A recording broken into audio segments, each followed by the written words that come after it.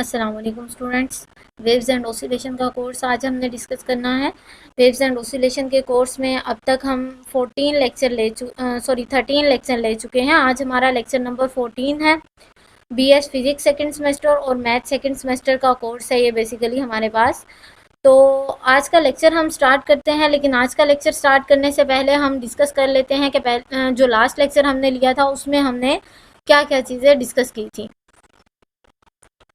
तो chapter number 1 ही हमने continue किया हुआ था।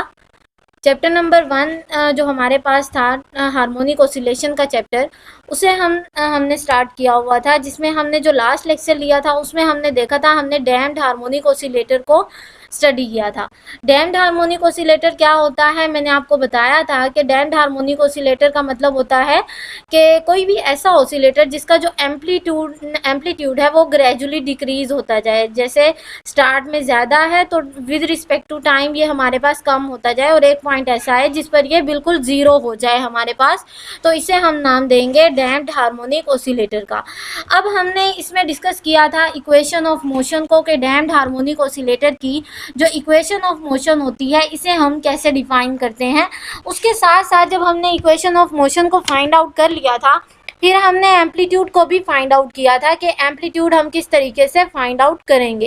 एम्पलीट्यूड में हमने देखा था कि हमारे पास एक इक्वेशन आई थी एक्स की, जिसमें हमने एम्पलीट्यूड जो है वो दो तरीके से पुट किया था कि जब हमारे पास टाइम 0 के इक्वल हो तब हमारे पास एम्पलीट्यूड क्या होगा। तब आपने देखा था कि एम्पलीट्यूड हमारे पास मैक्सिमम होगा, x is equal to x m के इक्वल हमारी वैल्यू आई थी, तो ये हमारे पास मैक्सिमम हो जाएगा। इसी तरीके से हमने देखा था कि टाइम जब इन्फिनिटी होगा, अब यहाँ पर देखें टाइम जैसे जैसे इंक्रीज कर रहा है इस केस में, तो टाइम इंक्रीज करने से हमारे पास क्या हो रहा है, एम्पलीट्यूड डिक्रीज हो रहा है। तो जैसे जैसे टाइम ज़्यादा होगा हमारे पास एम्पलीट्यूड डिक्रीज होना स्टार्ट हो जाएगा, और यहाँ पर हम कहेंगे कि amplitude as with respect to time हमारे पास डिक्रीज होना स्टार्ट हो गया है। उसके बाद हमने क्या किया था, फ्रीक्वेंसी को डिस्कस किया था कि हम डैम्प्ड हार्मोनिक ऑसिलेटर की फ्रीक्वेंसी को किस तरीके से फाइंड आउट कर सकते हैं, जिसमें हमने ये रिजल्ट फाइंड आउट किया था कि डैम्प्ड हार्मोनिक ऑसिलेटर की फ्रीक्वेंसी जो होती है वो सिंपल हार्मोनिक ऑसिलेटर से कम होती है। ये हमने रिजल्ट फाइंड आउट किया था। ये टॉपिक हमने लास्ट जो लेक्चर लिया था उसमें कवर अप कर लिए थे। हम अपना आज का लेक्चर स्टार्ट करते हैं। आज का जो लेक्चर है हमारा वो भी डैम्प्ड हार्मोनिक ऑसिलेटर से ही रिलेटेड है, लेकिन आज के लेक्चर की जो कैलकुलेशन है वो हमारे पास इतनी ज़्यादा लेंथी नहीं है, बहुत सिंपल कैलकुलेशन है हमारे पास। जस्ट हमने क्या करना है, एनर्जी को फाइंड आउट करना है। अब एनर्जी में आपको पता है हमारे पास दो तरह की एनर्जीज आ जाती हैं, पोटेंशियल एनर्जी आ जाती है हमारे पास और काइनेटिक एनर्जी आ जाती है। तो हम क्या करेंगे, सबसे पहले पोटेंशियल एनर्जी को फाइंड आउट करेंगे, उसके बाद हम काइनेटिक एनर्जी को फाइंड आउट करेंगे, और साथ ही साथ फिर हम फाइंड आउट करेंगे टोटल एनर्जी को। तो यहाँ पर देखें हमारे पास है जो आज हमने डिस्कस करना है टॉपिक, वो है हमारे पास energy of the damped harmonic oscillator. तो हमने एनर्जी को आज डिस्कस करना है डैम्प्ड हार्मोनिक ऑसिलेटर की। किस तरीके से हम डिस्कस करेंगे, सबसे पहले हम फाइंड आउट करेंगे पोटेंशियल एनर्जी, पोटेंशियल एनर्जी के बाद हम फाइंड आउट करेंगे काइनेटिक एनर्जी, और काइनेटिक एनर्जी के बाद हम फाइंड आउट करेंगे उसकी टोटल एनर्जी। टोटल एनर्जी आपको पता है सम अप करके हमें मिल जाएगी। तो सम अप हम किसे करेंगे, पोटेंशियल एनर्जी को करेंगे और काइनेटिक एनर्जी को हम सम अप करेंगे। तो अपना आज का जो टॉपिक है इसे स्टार्ट करते हैं हम। Energy of the damped harmonic oscillator. तो energy of the damped harmonic oscillator में अब आपने देखा था कि हमने सिंपल हार्मोनिक ऑसिलेटर में पढ़ा था कि हमारे पास जो इक्वेशन है x is equal to x m e to power minus beta t cos omega t plus phi, ये इक्वेशन हमारे पास आई थी। Energy of the damped harmonic oscillator हम फाइंड आउट कर रहे हैं, लेकिन हमारे पास जो इक्वेशन आई थी जो हमने लास्ट डेरिवेशन की थी उसमें जो हमारे पास इक्वेशन आई थी वो ये वाली थी। हमने इस इक्वेशन को ड्राइव किया था, इक्वेशन नंबर 66 को।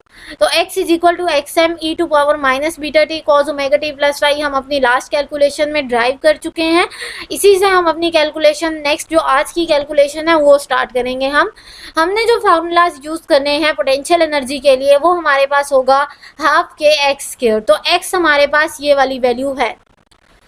काइनेटिक एनर्जी के लिए हमने कौन सा फार्मूला यूज करना है, हाफ एम वी स्क्वायर। आपको पता है काइनेटिक एनर्जी का फार्मूला होता है।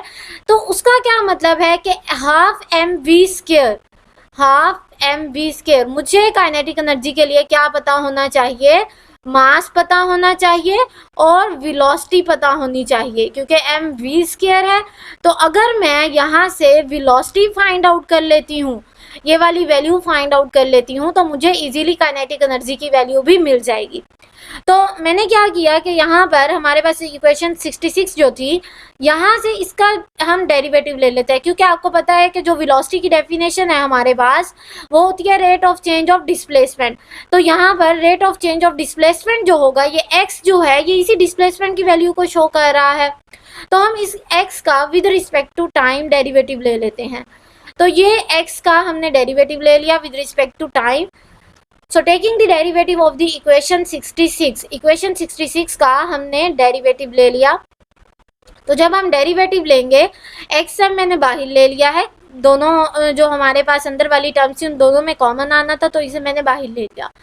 लेकिन अंदर वाली जो हमारे पास फैक्टर्स हैं e to power minus beta t cos omega t plus phi, इसके ऊपर मैंने अप्लाई किया है प्रोडक्ट रूल को। तो यहाँ पर हमने प्रोडक्ट रूल को अप्लाई किया। प्रोडक्ट रूल को अप्लाई करने के बाद हमें ये वैल्यू मिल गई equation number 68, x m e to power minus beta t minus omega sine omega t plus phi.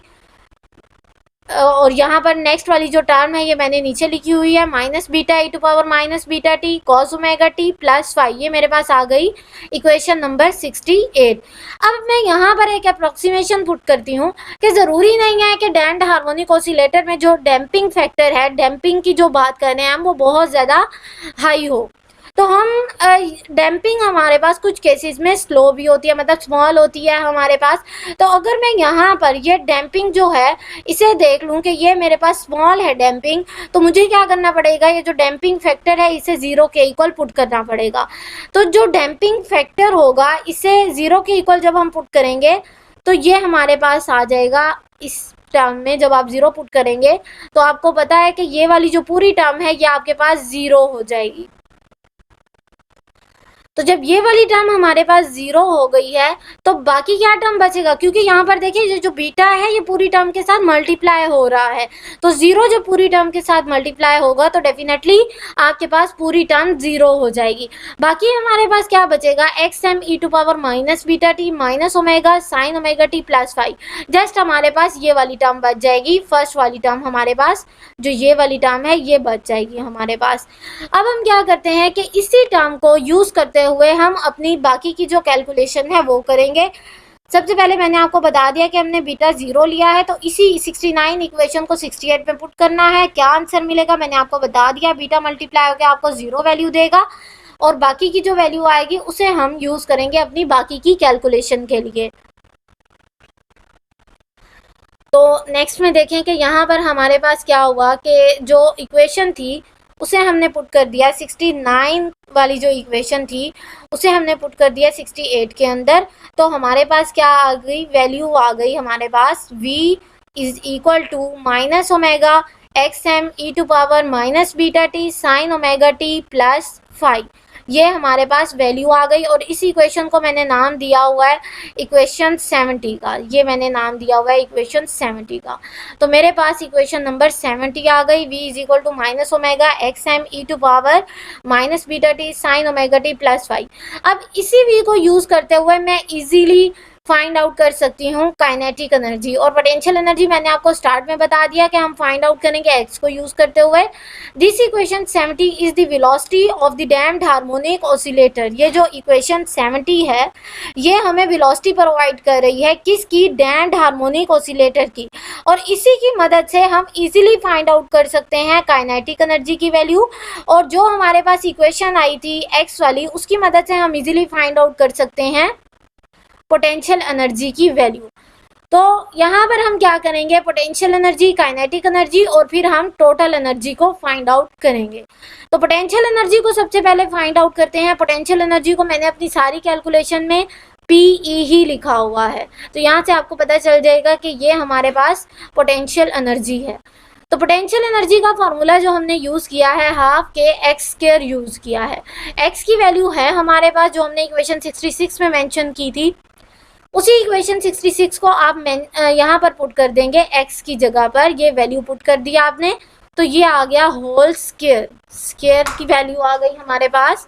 तो ये हमारे पास इक्वेशन नंबर 72 आ गई, जिसमें जस्ट हमने x की वैल्यू को पुट किया है और उसका स्क्वायर ले लिया है हमने। तो यहीं पर इसी स्क्वायर को अगर हम सिंप्लीफाई करेंगे तो हमारे पास इक्वेशन नंबर 73 आ जाएगी।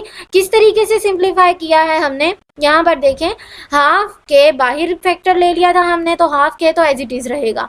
एक्स स्क्वायर था तो एक्स वाली टर्म का पूरे का स्क्वायर आ गया, x m square e to power -2 beta t cos square omega t plus 5। ये हमारे पास वैल्यू आ गई, किसकी वैल्यू आ गई है, पोटेंशियल एनर्जी की वैल्यू आ गई है। और ये है इक्वेशन नंबर 73। इक्वेशन नंबर 73 में हमें पोटेंशियल एनर्जी की वैल्यू मिल गई।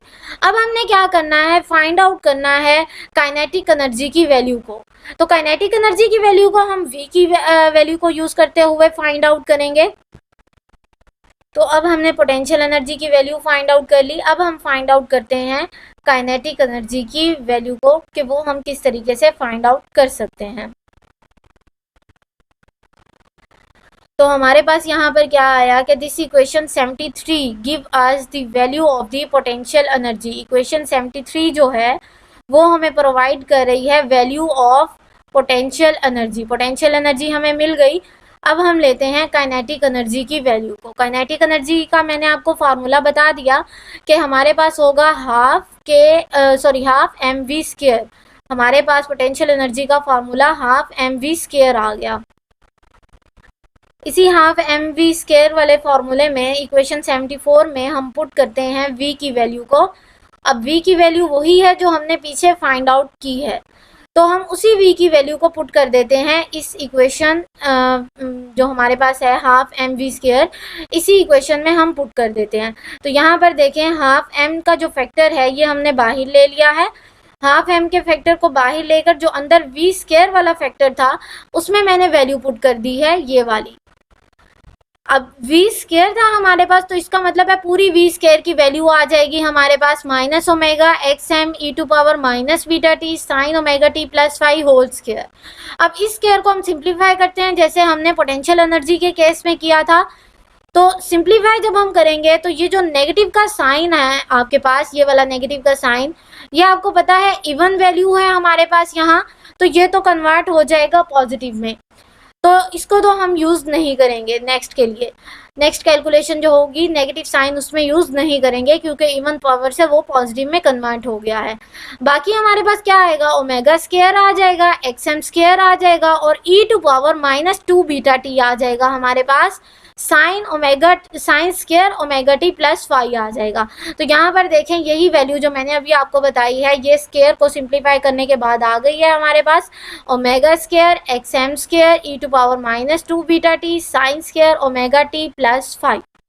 तो ओमेगा आपने सिंपल हार्मोनिक ऑसिलेटर में डेरिवेशन की थी इसकी, कि जो ओमेगा होता है वो इक्वल होता है √k/m के, ये हमने पढ़ा था, जो पीछे हमने कुछ लेक्चर लिए हैं उनमें हमने ये डेरिवेशन भी की थी।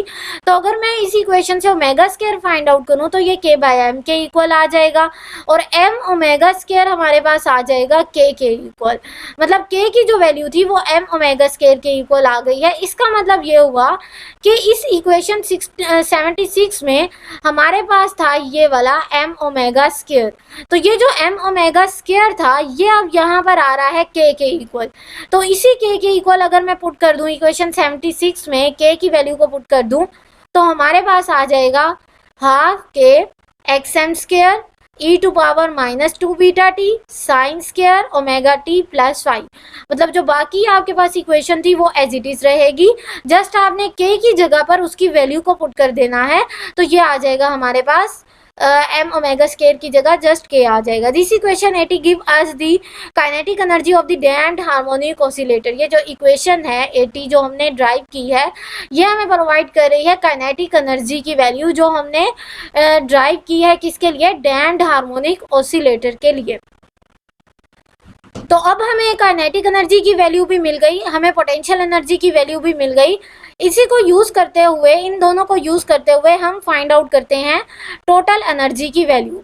तो टोटल एनर्जी की वैल्यू हमें कैसे मिलेगी, यहाँ पर देखिए टोटल एनर्जी का फॉर्मूला हमारे पास क्या होता है, total energy is equal to potential energy plus kinetic energy.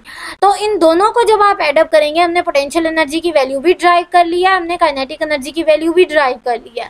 तो इन दोनों को जब आप वैल्यू को पुट करेंगे तो यहाँ पर देखें हाफ के xm स्क्वायर आ जाएगा आपके पास e⁻⁻2 beta t cos square omega t plus 5 plus half के xm square e⁻⁻2 beta t sign square omega t plus 5। ये हमारे पास वैल्यू आ गई। तो ये हमने पोटेंशियल एनर्जी और काइनेटिक एनर्जी की वैल्यू भी पुट कर दी और हमें वैल्यू पुट करने के बाद इक्वेशन मिल गई। इक्वेशन को हमने नाम दिया इक्वेशन नंबर 82 का। तो अब हम इसी इक्वेशन को सिंप्लीफाई करते हैं तो हमारे पास क्या आएगा, हाफ के xm स्क्वायर की जो वैल्यू थी e⁻⁻2 बीटा t ये दोनों में कॉमन था हमारे पास, तो ये हमने बाहर ले लिया। अंदर हमारे पास क्या आ जाएगा, cos square omega t plus 5 plus sign square omega t plus 5। ये दो वैल्यूज आ जाएंगी हमारे पास अंदर। जो कॉमन फैक्टर था उससे बाहर ले लें और बाकी को आप अंदर ही रहने दें। तो ये हमारे पास सिंपल तरीके से आपके पास ये वैल्यू आ जाएगी। अब आपको पता है कि हमारे पास ट्रिग्नोमेट्रिक आइडेंटिटी के मुताबिक sine square plus cos square जो होता है हमारे पास, sine square plus cos square हमारे पास 1 के इक्वल होता है। तो अगर मैं इसी ट्रिग्नोमेट्रिक आइडेंटिटी को 85 को यूज़ करूं और 84 पर अप्लाई करूं तो हमारे पास आ जाएगा जो अंदर फैक्टर है उसे हम 1 के इक्वल पुट कर देंगे। ये वाला जो फैक्टर है हमारे पास इसे हम 1 के इक्वल पुट कर देंगे इस आइडेंटिटी को यूज़ करते हुए।